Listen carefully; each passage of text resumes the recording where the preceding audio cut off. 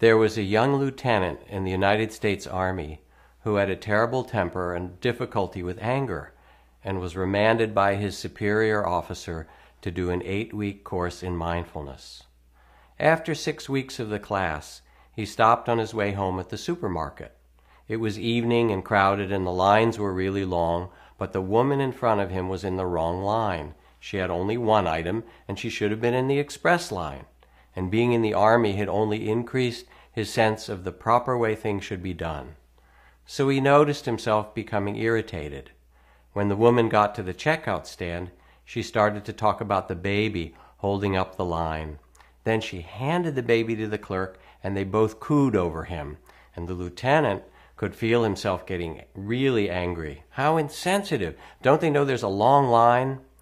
But because of his training in mindfulness, he began to feel his body and experience the heat, the pain, contraction that came with the buildup of anger. So he took a few deep breaths and released some of the frustration. This helped him relax, and by the time he got up to the clerk, he was more at ease. He said to her, "You know, that was kind of a cute little boy you were holding." She replied, "Oh, did you like him? He's my boy." Then she went on, "You see, my husband was in the Army, but he was killed in Iraq last year. So now I have to work, and my mom takes care of the baby, and she tries to bring him in once a day so I can see him." Hi, I'm Jack Kornfield, trained as a Ph.D. in clinical psychology and a Buddhist monk. I've worked as a therapist and a teacher for 39 years, bringing together the best of Eastern and Western psychology. We are so quick to judge others and to judge ourselves.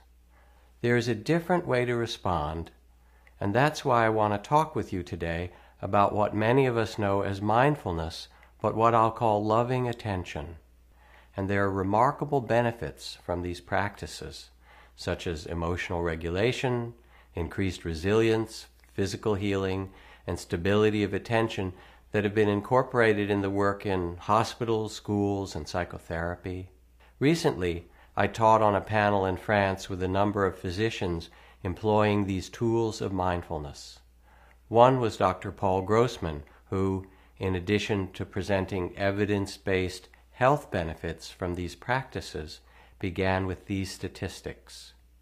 70% of Westerners age 55 have one chronic illness, such as high blood pressure, diabetes, or arthritis. 90% of Westerners at age 65 have one chronic illness, but worse, 70% have two chronic illnesses. So yes, in his clinics, he treats these illnesses with the best of modern medicine. For diabetes or arthritis, whatever we have, he offers.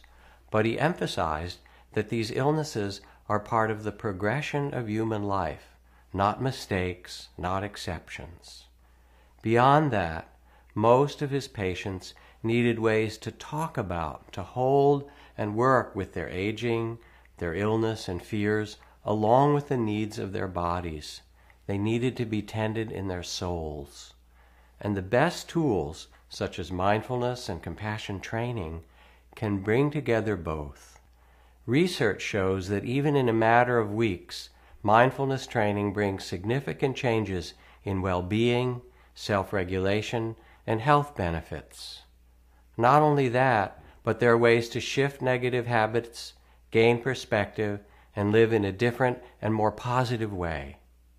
One client came to work with me after her daughter was diagnosed with a difficult form of blood cancer.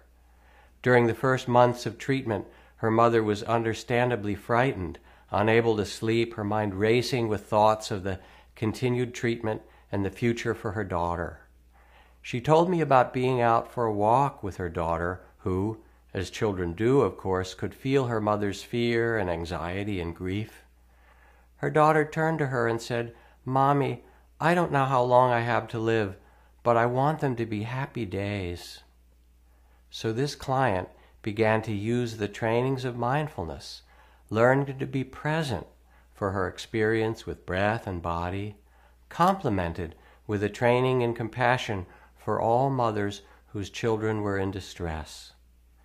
She discovered how to hold her circumstance with tenderness and understanding, and to live in the present moment and not spin out in stories and fears of the future? Fortunately, it worked out well, and her daughter is now applying to college. But even if it hadn't, how would you have wanted their days to be? I think this is one of the main reasons so many people go to listen to the Dalai Lama. Yes, they value his wisdom and teachings, but I think people go to hear him laugh, to see the wonderful, joyful laughter he has in spite of the tragedies of Tibet and the responsibilities he carries.